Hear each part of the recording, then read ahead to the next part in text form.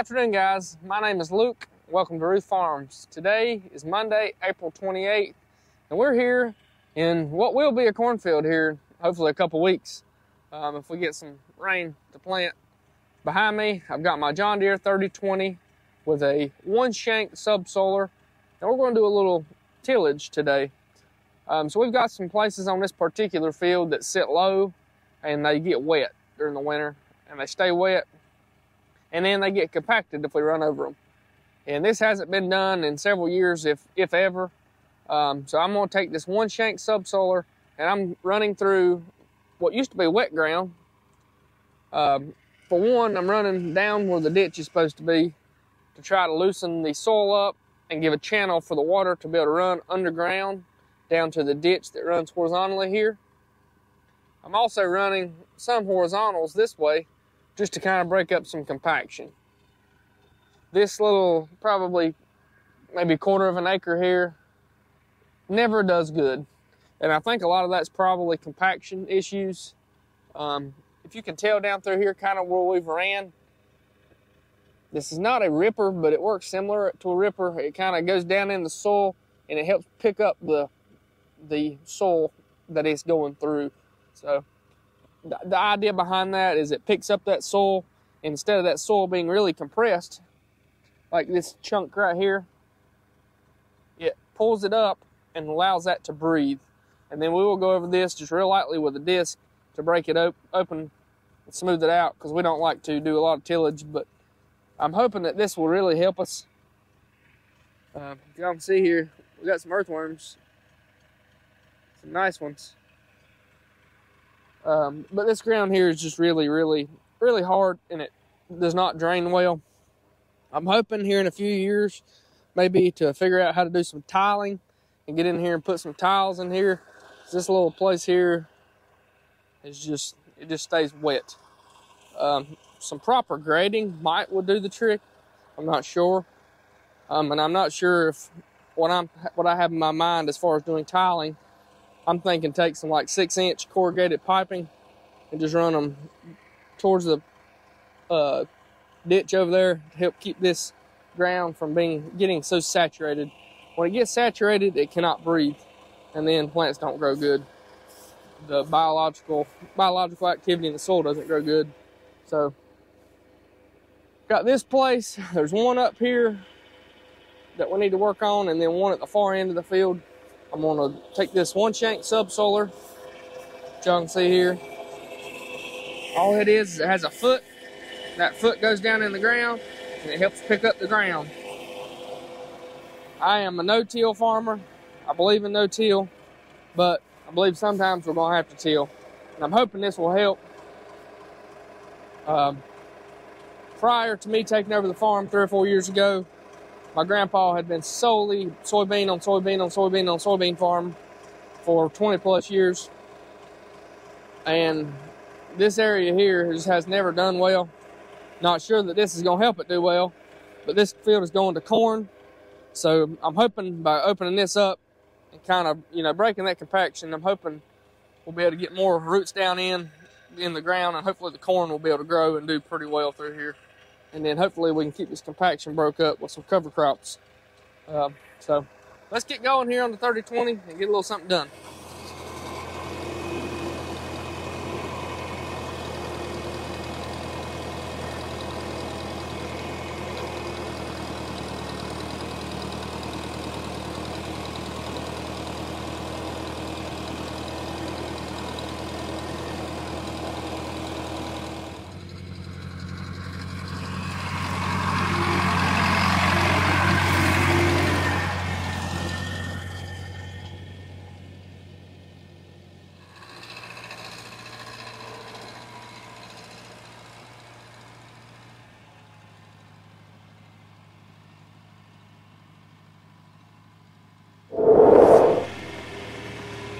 Chisel plow is a little too big for my tractor.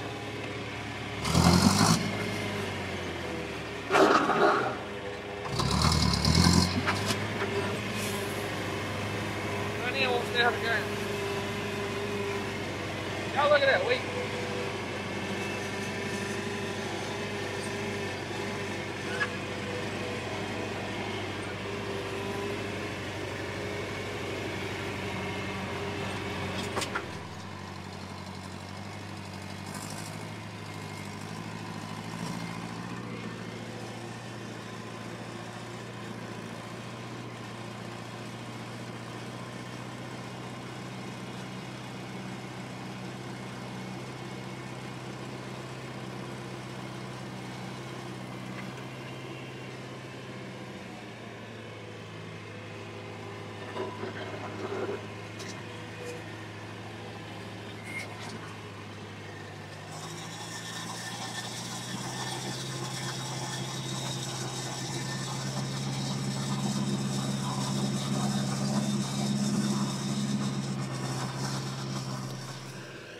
So we got done doing our subsoiling, and now we're out here with the 3020, and I've got our chisel plow hooked to it.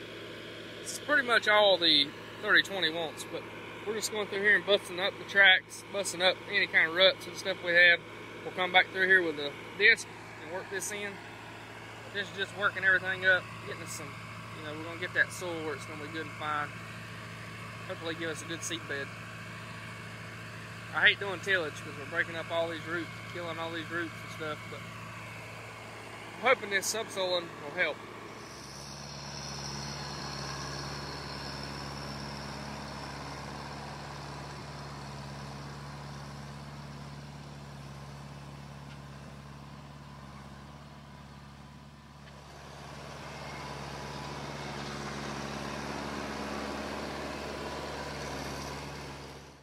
So we've got all this chisel plowed now. I'll come back in, as y'all can tell the sun's setting. Probably come in tomorrow or sometime and take a disc and hit lightly, try to level everything back out, break up any big pods, and we'll be ready to plant. Whenever that time is. Got the John Deere 5055E out here running the disc today. Not getting much film because I got to get back to spreading chickens. We got rain coming this weekend, so I'm trying to smooth it up a bit so we can plant.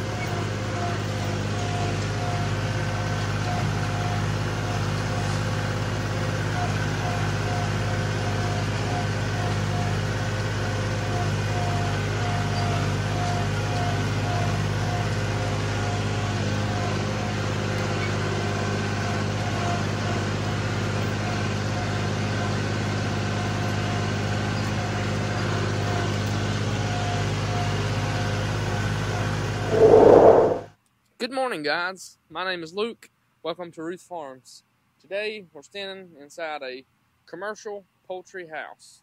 So 3 days ago this house would have been full of chickens, fixing to go to a processing plant somewhere nearby and turn into what you're going to have for lunch one day. Chicken tenders, chicken breasts, thighs, whatsoever. A house this size I think typically holds in the range of 20,000 birds, and they typically take, I think, between about 8 and 10 weeks to go from a baby chick to a full-grown chicken that is then slaughtered, processed, and turned into mine and yours dinner.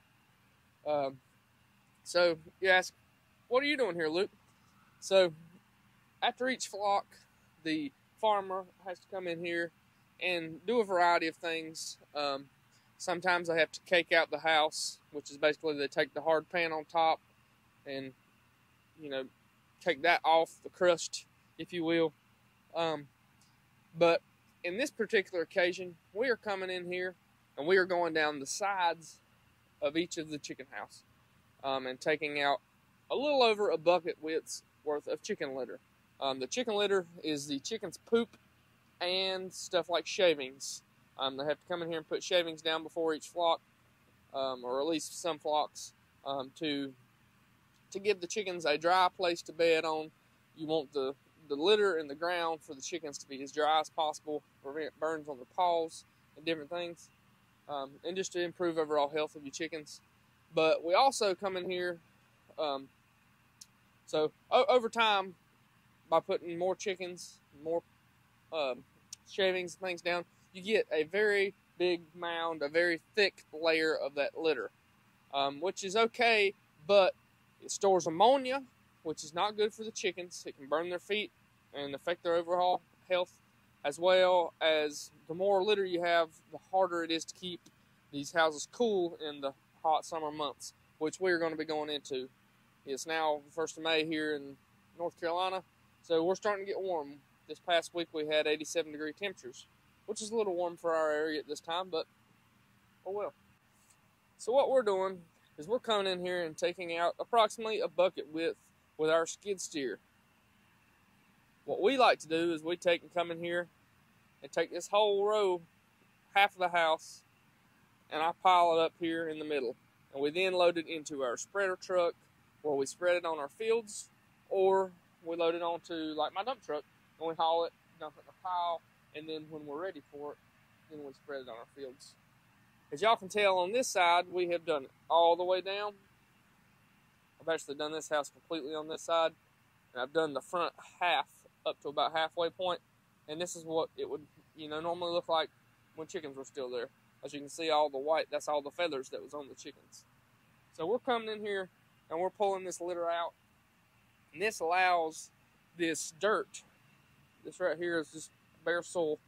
It's got a little chicken manure on it, but this allows this soil to breathe and allows that ammonia to actually get out. If y'all can tell here, there's a good solid probably 18 inches of litter down through here. So what we'll do now, once we get this house completely done, we'll take and kind of try to blend this 18 inches back in with this. So we'll try to make it level all the way back across. But what that's doing is taking, a solid 18 inches all the way across this house. We're going to take it down to maybe 10 or 12 inches across the house, which will allow the house to breathe more, get some of that ammonia smell down, and stay cooler. So I'll walk back here, kind of show you a few things about poultry houses, and we're going to get started cleaning this one out. I'm not going to get too close because the fans are on down here and it'll be loud. At the end of each house, there are fans. So like during the hot summer months, you turn these fans on this side. And on that side of the house, there are what they call cool cell pads, which are like a cardboard type material, and they run water over them, cool water. And then these fans pull that cool air all the way from that end of the house to this end of the house, which helps cool the house. Because with 20,000 birds in here, even if it's not hot outside, it's hot in here. So that's part of the system. Then you also have, these are water lines here. They have little nipples on them. The birds peck at them and they get their water. These will lower down all the way to the ground. And these red things, these are the feeders. These lower all the way to the ground and have motors that automatically feed from bins outside. These also lower all the way to the ground, and as the birds get bigger, they raise them up to match the bird height, so that the birds can, get to it easy. This in a nutshell. There's a lot more to it, a lot more that I don't know about, because I've never been part of chicken farming. We would like to one day possibly, but for now, we're sticking to cleaning them out. So as y'all can tell down there, that's my John Deere. It's a John Deere 320 skid steer. I've got an 84-inch dump bucket. This bucket dumps vertically, that way make it easier to load us on taller trucks and whatnot. That's what we've been using to load our truck so far. I haven't got any film for me loading the last 2 days because I've been busting my butt trying to get this done. I picked up a little more land, picked up 35 more acres, so we're actually about 110 acres now. So I'm pretty excited. I'll try to get some footage of that land here coming up. I've been trying to get it covered because today and tomorrow and several days this week, there's actually really, really good chances of rain here in North Carolina. So we've been desperately needing it, so it's a godsend. We've been dry. I don't know if we had an inch the whole month of April. I remember getting 3 or 4 tenths one time, and that's about all I remember. But now that we've got some rain, once it dries up enough that we can get going, we're going to be planting corn. I got 20 more acres of corn to plant, and now I've got about 45 acres of full season beans to plant. And then we're going to be getting into hay season. We've got to cut, ted, rake, and bale our own hay and get it hauled in.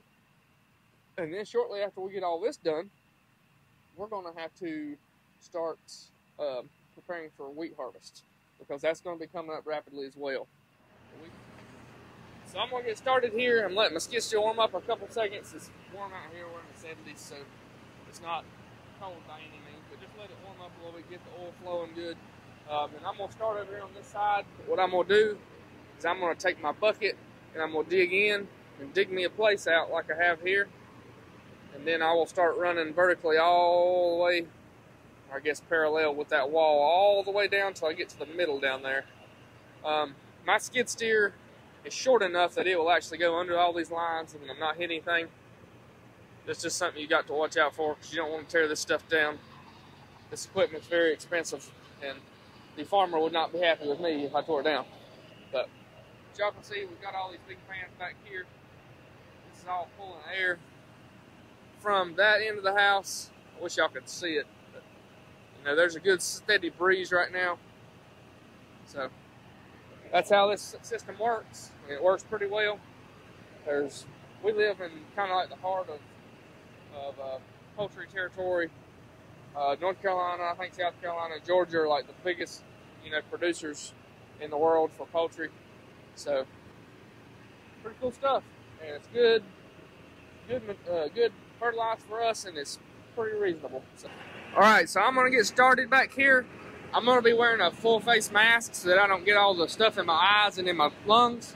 So you're not gonna be able to hear me, but I'm gonna leave this on me so you at least get the skid steer sound instead of these fans blowing behind you. Let's get started.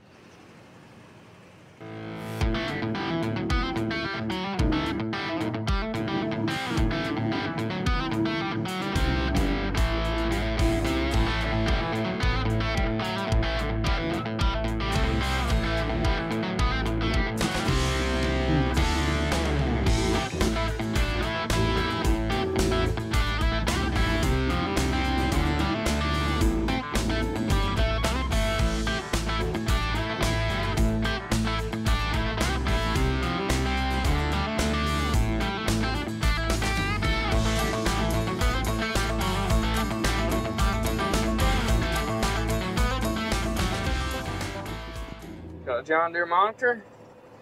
Ooh, and looky there. John Deere Auto Track 300. That's right, guys. We have auto steer in the John Deere 4250. I am super, super excited to try this out.